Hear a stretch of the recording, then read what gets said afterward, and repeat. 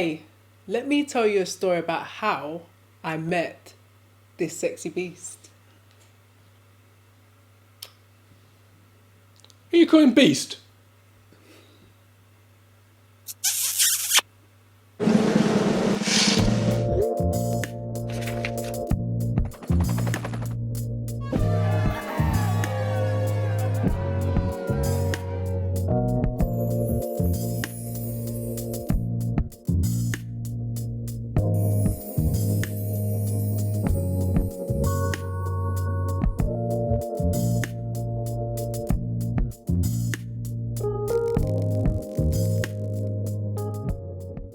So this is a story about how we met, our love, our meeting, how we fell in love, how this one saw the most handsome Prince Charming that ever walked down the street or in church, because we were church kids, how she saw me and felt this is the man sent from heaven, God ordained to be my husband, fell at my feet. There were cherubims, there were on harps, there was all sorts of magic. The very first moment she clocked eyes on this Muggins, and she was head over heels in love ever since, right babes? Oh yeah, I was head over heels when I first saw this guy. Well, actually, that's not true. That is not true. I was going to say, I've used subliminal mind powers on her. She's believing my narrative. For a minute I was like, that ain't how it went. She's buying this. I'm trying to fool you suckers. She's falling for it too. I was like, hang on, you were there. I know, I totally forgot how the story really went. I think because the way you put it, it's like a fairy tale. So. It's convincing. It was like a Tyler Perry movie. It was that convincing how romantic our first meeting was. But it wasn't quite that. But maybe you mention your version of how we met. Mm-hmm. Then I'll compare with my version, and maybe somewhere in between is the truth. Yep. The version we tell our kids. So my version is the first time I laid eyes on this man here is that I went to a gospel. Cried. It was an emotional moment.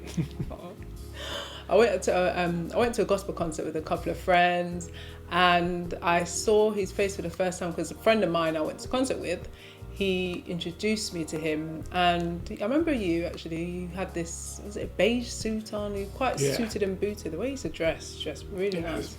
Church boy, isn't it? Really, yeah, really good. But anyway, I was introduced to him and I just said, oh, hello. And then that was it. I didn't see him again for a few weeks or so. I don't know, time flies. And then next of all, I remember being in a choir. I was on a choir at my church. And then I saw him, well, we're in the choir together, actually, this particular choir. And then we saw each other, and then, take it from there. Yeah, he sort of asked me for his number, and I sort of, I was thinking, shall I give him my number? I'm not sure. So I gave him my number, and we started to talk as friends. Didn't really want to do anything else but friends, but we sort of spoke to each other quite regularly. Just friends, not like friends with benefits or none of that. Netflix and chilling. It was just platonic, just friends. Just friends. And I remember we talked to each other all the time. And then I remember he took me out to Central London for the first time as well. I've never been to Central London before. And I was like, context, where are you from, Jack? Oh yeah, I'm from Leicester originally. And that's little town of Leicester. It's not that little small. Town. It's not that small. Not that big. Well, it's like 100 miles on the motorway from London. And on the train, it's like an hour and 50 minutes. So I went to Central London for the first time, and he took me there, and I was like, oh my gosh, all these people, because London for me is like, unbelievably, you'd already lived in London for like a year by then. Yeah. And I'm like, how can you live in London? It's like going to going to Florida, not going to Orlando, going to New York and not going to Manhattan. I'm like, this is the capital of the city, and you ain't been to London. I just didn't need to go there because I was living in East London at the time. I didn't actually need to travel there. So you pretty much thought Walthamstow is pretty much where you're living. That was London. I've moved to London from a small town. I've gone, with your polka dot bag on your shoulder. I'm going to London, folks. In London. A year later, I've not been to central London, the capital, folks. Anyway, back to my story. As I was saying. Sorry. Well, I can't remember what I was saying. Yeah, so he took me to central London. You're saying how much I was a beautiful love beast that you discovered, that you were instantly drawn to. No, I wasn't. I actually didn't see. Yeah, right, go on. It was just friends. He took me out to London, and I remember our first place we went to eat was Pizza Hut. Always used to go to Pizza Hut. It was like our favourite place to eat. I roll expensive, man. Yeah. If you're on a date with me, no expense spared. Yeah. You're getting a stuffed crust at the end of your pizza. No, it's okay. Stuffed crust it is. I give you the works. If you go on a date with me, well, it's too late now. We've already got a happy customer. It's all, completion is done. But back in the day, if you went on a date with me, you might even get a drink as well, or some, nachos, or potato wedges with your pizza and your stuffed crust. Exactly. Anyway, continue. Just saying how I roll big. So we went to Pizza Hut, and I remember this day. It was just like, it wasn't a date. It was friends. I thought it was a date. Yeah, he thought it was a date. I wouldn't have paid for all of it if I knew it wasn't a date. You'd have to pay for yourself. Anyway. But anyway, I remember I didn't say anything. He was doing all the talky, and he was trying to get words out of my mouth. I just was so quiet back then anyway. It was like watching paint dry. It felt like, those cop shows, when the guy, the criminal, whatever, has been arrested, and I ain't saying nothing, copper, until my lawyer comes, and they're being interrogated, and the police officer, good cop, bad cop, they're trying every trick in the book to get my guy or my girl to speak, and she's like, not to a lawyer. It was like that. That bad? You were like, it was literally, I felt like it was a scene, like the Dark Knight. I'm having, I'm coming in and having to, no. Oh no, that doesn't sound like a... No, that's not a date, Batman and Joker out on a date. But it was, all I'm saying is it was hard work, folks. I'm sitting there thinking, sorry. Speak! I just didn't know what to say. I don't know why I didn't know what to say back then. I just wasn't a talkative person. Yeah. I was in my own world. So I think after that day... It's in the sunken place. You didn't get out. I had to get like a teacup and a spoon and ding, ding, ding, ding, ding. Back in the room. Back in the date. That sounds horrible. Anyway, continue. Yeah, anyway, after that date... I keep saying date. Was it with a date with friends? Yeah. But then should have told me that before I paid for the pizza and your drink. Sorry, you tried. It's a wound. But after that, we did still meet. I remember once or twice from memory, but it was always hard work because he just was ambiguous. Yeah, he was just she liked me. I really like her. I sort of got that vibes from you. He really liked me, but I wasn't into him. So I like friend zoned him. And stay that way for a while until I actually came to my senses, and I was like, "Oh, actually, can't wait for my version of events." I probably missed a bit, innit? You've been filling some gaps. Maybe overplayed your hand. Yeah. Sorry. So I then moved back to Leicester, and then I remember now. I had a phone call in the summer. I can't remember now what year. But a particular summer, and he rang me out of the blue. I didn't hear from him for ages. Literally didn't speak to you for a long time. Yeah. And then I was just so happy. I remember my grandma answered the phone. She's like, Janine, come to the phone. I was like, yeah, you're missing the part, sweetheart, where what did I miss? You started running me down. Oh, that and I was a bit like, that book is closed. Yeah. Moved on. That's the sad bit. That's why. Went for a trip to New York. Don't meet anyone there. We were kind of friends. And then all full on and writing me an epic letter. I won't go too much into that. And it's like, make it sound like you were like putting me out of my misery. I mean, it was a bit of both. It was like, when I was hot, you were cold. When you were hot, I was cold. That's true. And then eventually we got our acts together. Yeah, that's true. That is true. I think about that epic letter. Yeah, but that's a long story. But yeah, he eventually called me in the summer, and then he said, "Do you want to meet up again? I'll come down." And then from there, that's when it... Yeah, it's a bit like Tom Cruise when he was on Oprah Winfrey. I love Katie, I love Katie, I love Katie. Jumping up on the furniture, so your grandparents told me you were like backflipping. No, I'm only kidding. I wasn't doing the Tom Cruise. My take on it, I was roommate, my good friend and brother, Wayne Brown. he was like, there's a concert going on in Walthamstow, East London. I'm a South East Londoner. I had to do a pilgrimage to East London, and in that treacherous place called East for my East London friends. And there was a gospel concert going on there, Vanessa Bell Armstrong. So I was like, I need something to cheer me up. Wayne literally pulled my arm and said, dude, you've got to come out and, enjoy, have a bit of fun, take your mind off of things. So we went, and when we were there, I have a habit of going walkies because I knew so many people there. I'd go on a little walk around, see some people I know. I'll be back in 5 minutes. 25, 30, 40 minutes later, I'm making my seat back to the same spot of the concert. But I was walking and I ran into a friend of mine, a young guy called Darren. And I was looking from a distance like, woo, who's that hot lady he's with? Go on, Darren, with your bad self. So I went up to him and I was like, yeah. I was like, gave him the nod and the look like, yeah, you've done good, my guy, my man. You've gone through. So I was thinking, I was impressed because, this lady before me was stunning. And I was like, and because, guys, you don't show an interest in another fella's lady. So I assumed that he was his girlfriend. I later found out it wasn't his girlfriend, but just a friend.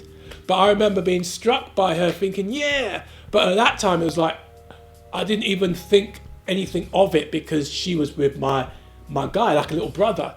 He was like the youngest in the pack of guys that we ran with. He was like a little brother. And I was like, well done, man. Head nod. And I'm going to sound lousy. Don't complain. I'm not a misogynist. You're going to be like, oh, competition. Remember, I was 20. He was like 18. A young guy. We were young men. I'm just telling you how things were back in the day. We're talking like 20 years ago now. Don't hold me to 2020 standards 20 years ago. But anyway, I used to go to my man Wayne's church in North London, Wood Green, every so often because it was closer to where we were studying than going back to my own church in like Lewisham Borough in Lee. So one time I went and the choir was singing, but it was the youth choir. So I saw young men and women probably from their late teens, early 20s, going up to the podium to sing. And I saw this very striking, fair-skinned girl with like longish hair and these big kind of eyes with like sort of purple makeup around. And I was like, she looks familiar. And I'm like, oh, that's Darren's friend. And I looked at her and I was like, like in those animation, your eyes go on stalks. Like I was in church. Honest That's God. so bad. But I remember thinking, hello there. And I got talking to her afterwards, just very briefly, hello there. And then, I did ask her, it wasn't that first time, I think it was you were singing that evening with a guy called Clinton. Oh, yeah. You were singing, Chris, yeah. backing vocals. Yeah. And I was like, hey, I like a bit of music, I've been singing. So I went over, got chatting, and then I asked for her digits. And she didn't give me a fake number, it was real. But then she ended up and Wayne said, oh, Jarlene, she sings in my choir, because he had a little sort of like sort of a youth choir going on. It wasn't the same one that sang that morning. He had his own sort of little choir. His dad was the pastor of that church, the bishop. So I was like, let's just say I found myself at that church a bit more regular on a Sunday and in that choir, because I had a bit of choir experience singing in the famous Lee Gospel Choir back in the day. So, we'd run into each other a bit more. But we were friends. I was so friend zoned, but she didn't tell me. So I think you were seeing someone actually, but we won't go there. Yeah. So I remember asking you out on a date. Well, it was a date in my eyes to Pizza Hut. I was a student, guys. Forgive me. I wasn't cheap. I was just a student. I didn't have much coin. And I took her there and we went, and it was like the longest silence I ever had. I'm like, I'm working hard for that pizza, I work hard, I'm trying to talk, put out all my conversational tricks, and it was like this. And I was like, boy, it was like First Dates, a TV show here, where it's like, Awkward. I was just hard work back then. You know, hard work. I just Didn't wasn't. talk. It's not my fault. I wasn't. Well, it kind of is my fault, but I wasn't a talker. Well, I didn't realise that she was saving all her chat for marriage. Oh, no. Wanga. So, you know, clearly in my eyes it was a date, so I tried to do a follow-up. And you even said yes. I said, oh, you'll do it again. You're like, yeah. Yeah, not realising that, like, I think anyone who asked to hang out, you'd be like, yeah.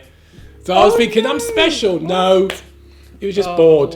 And then we struck up a really cool friendship that was solid. We'd talk on the phone. Then Jolly moved back to Leicester, and we'd talk. But I think we were in different zones. Like when I was interested, you saw me just in the friend zone. Yeah. When you became interested, I sort of saw you in the sort of friend zone. You're a couple of years younger, so I was like, oh, little sister zone. Yeah. But at some point, I think everything aligned, and we realised, well, actually, we have we catch a bit of feeling for each other. Let's explore it. And that was like, I suppose we realised it was kind of the year 2000, but then proper the year 2001, where we sort of straightened out the kinks, ironed things over, and that we were officially like boyfriend and girlfriend. So I sort of date it from 2000 because that's when I think we first had a little smooch, and we were sort of together. But 2001 was when we were stopped playing games and got it really serious. And now we're in the year 2020. We've been together pretty much 20 years. We've been married for 16 and a half years, and we have 3 children. As you see on It's the Aries Sasulas, we have our teenage daughter, our soon-to-be teenage daughter, and our son. And all we need is the dog, and then we'd be like the whole complete family. As long as you get one of those dogs that don't grow, you know, those ones that...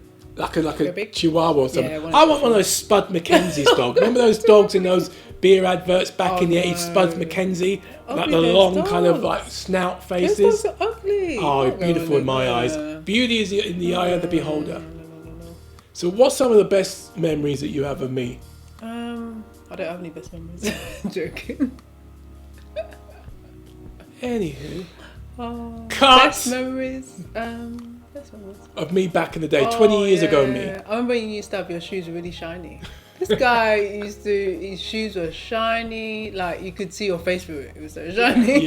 Yeah. Shiny, happy. I remember once, because in the first couple of years of our relationship, remember Jay said she lived in Leicester, which is 100 miles away. I had to jump on a coach, 3 hours, y'all, to see her, and then, you know, it wasn't, I had about probably 3 hours there, and then a coach before the last coach, 3 hours back. So it was a lot of travelling, more time travelling than spent together. And I was a student as well, so money wasn't hard, so I had to save up to go on a coach. And also back then, the last coach was at 7 o'clock in the morning. Now you can have a last coach at 11 or something like that. See how times change? Yeah. But I remember one time I got all spruced up, you know, I got all suited and booted. I got on a nice sort of black sort of silky shirt. I had these white chino like jeans. Remember? They were prestige. And I remember I was walking to the on the way to get to the coach station, and it was raining. I didn't have a coat, so I was a little bit wet, to say the least. But then, you know, when the water on the side of the curb on the road, when it rains torrentially, it builds up a pocket of nice brown murky water. Yeah, I had that sprayed all over my nice white trousers when a vehicle, a lorry, just came sprayed me up. Gosh. So I had little brown dots. It looked like a Dalmatian. It was like 101 Dalmatians below my waist. White with all these black dots and bits of mud everywhere. And it's like, oh no. And I was too far gone to travel back. Imagine you'd spent probably hours getting dressed as well. You go there and get in every sprayed crease up. out of my trousers. Because you wanted to look completely perfect. You know, because look, I know some of you are thinking I'm Rocky Balboa punching above my weight for this one, you know. So I was making sure I came correct, you know what I'm saying? So, and unfortunately, the lorry driver weren't really thinking about this young guy, this young puppy in love with the white jeans off to see his woman. He was like, splosh. Oh well. And that was a tale with the white jeans. I I'm sure you had that black jacket on that day. That really nice. Oh, I did have a long. Actually, I had a long yeah. Matrix. That was my favourite jacket. Yeah, of yours. because it was like 2000. Yeah, So I the remember Matrix that was jacket. still fresh in my mind. So I had this long leather jacket I down love to that my jacket. knees. Thought I was Morpheus walking I around, love you know, that. like the one. It did protect my trousers, so the top half was okay, but the bottom. Just the bottom half. It weren't good. It weren't really good. great. It was like, why is this guy wet himself? No, it wasn't. It weren't me. Honest. What I remember about you, I just remember you had. We might put a picture up. So you had chubbier Oh yeah, my favourite. chubbier cheeks because all that West Indian food you used to eat. In case you don't know, I'm Nigerian heritage versus white working class. All right, mate, sort of family vibe. You're like you grew up in a very Jamaican. I grew up in a very Jamaican family, so I used to old eat, school. like, You're right, hard darling. food. I had hard food every day, literally, apart from that Fridays. with And fish explain and these chips. hard food sweets. What's hard food for those who don't know? Oh yeah, for all who don't know, we used to have Jamaican like soup on a Saturday. In a typical Jamaican home, you always have Saturday soup. So you have your dumpling, your cocoa, your sweet potato, and your meat, and it's really spicy and hot. And you can put like, and my grandparents just put like pepper sauce in there. That was my favourite Saturday soup. But in the week you'd have things as well like the same Yeah, hardo bread, yeah, rice. lot of hardo bread, lot of bun. So you can imagine that's why I was that bit more chubby. I never got fat or anything, did I? Where I was a poor starving student on baked beans and Fray Bentos pie. So you needed You know. that hardo bread, didn't it? That's why I really came to see you. Your grandparents would feed me. He's like, "You're right, darling. You're right, Twan. You want some?" Piling my plate up with some of that nice hot soul food. So I fell more in love with your grandparents' plate. Don't worry, you too, babes, but just the food first of all, priorities. But no, so you looked a bit different, and your hair was long, your long natural black hair, and you used to always have it up. I remember And I used to constantly say, "Bring it down. It look great. Have it down." I didn't And like my hair down. we used to have like on the phone. It was like, "Just have it down." I had to Because it convince was you. frizzy. My hair was frizzy when the person used to relax it and do it properly. You had this giant clip that she used to just have her hair all up in a big scrunch back and clipped. Oh no! And I spent hours, not hours, but I did have it done sometimes. Yeah, but I think- most yeah, of the after times, the- after after a convincing. while. But yeah, I felt like having it up most of the time, that big clip thing. I remember when we go in Leicester in the town centre, we'd go shopping a little bit, and it felt like Richard Gere and Julia Roberts in Pretty Woman. Ding ding ding ding ding. You're going in, coming out with shopping bags of tri skirts because she always wore trousers. This one I didn't always like my wore knees. trousers. I was insecure about my knees. Like Pretty Woman, ding ding ding ding ding. Oh. And I think I've been styling you ever since, haven't I? Yeah, he's my personal stylist. Personal stylist. I'm her personal Gok Wan for the UK guys. Who's an American version of Gok Wan? I don't know, but essentially I'm stylist extraordinaire. So, Yeah, you definitely changed my style. very very modest. Yeah. So I think that's it. That's pretty much the story of how we met back in January of the year 2000. How it went from a very quite bleak and unpleasant time in my life, losing one dear family member, to meeting someone who I had no idea was going to become family to me and be the mother of my kids. And to her, I was just, the guy she was hanging out with, friend who just was there. You're there. But I became Yeah, because much I was more at the than right you're- place at the right time, and he was at the right place at the right time. That was great. So it's a Timing. fluke. We like to think it was a bit of of something meant to be, a bit of a God thing. Yeah. But either way, she hit the jackpot, and I hit the jackpot. I'm a very blessed man, and she lets me know that every single day of my life so far. So that's our story. Are you in a romantic situation? Have you been together with your other half for a long time, or maybe romance is new and young? Let us know in the comments section what you think about our story, whether you found it entertaining, whether you could relate to it. And if you're brave, let us know your stories in the comments section. Let us know that love reigns. Listen, we're in a time when people break up over splitting a nail. Relationships are breaking up left, right, and centre, especially with the pressure of this pandemic. But we believe that love is fantastic. We've weathered so many storms. We want you to tell us your stories of how you met, how you got together, what keeps you together. And we're going to do a video about what has kept us together for 20 years together and these 16, almost 17 years married, where we give you tips about how to stay married, even in the pandemic. Yeah, so look out for our next video, and we're gonna just share those tips with you. We're looking forward to doing that because I think we've got something to share. We've had all these experiences, and yeah, but Subscribe. Subscribe below. Press that red button. Press that notification, and we will see you in another video. Remember, it's the Aries Asulas. I'm Anthony Aries Asula. And I'm Jalene Aries Asula. We have our free kids. We have video content where we go on our adventures, so you can watch those videos and everything else. Our film reviews, our product reviews, everything but the kitchen sink. You're watching It's the Aries Asulas. See you till next time. Take care. Bye. Bye.